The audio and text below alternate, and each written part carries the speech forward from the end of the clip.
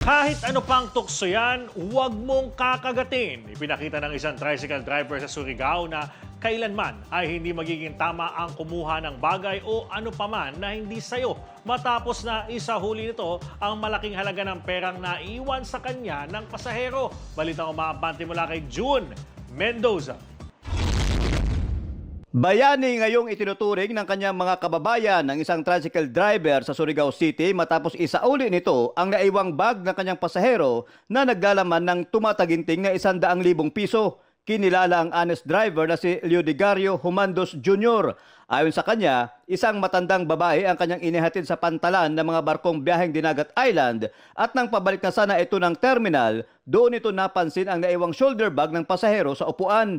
Nang kanya itong buksan, tumambad kay Leodigario ang paldo ng pera. Hindi naman nagdalawang isip ang driver at kaagad bumalik sa pantalan para hanapin ang matanda.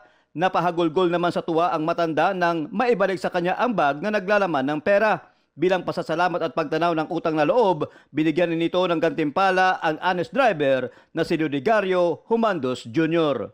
Ako si June Mendoza ng Abante Radio. Ito ang balitang mabilis, mabangis, walang mintis.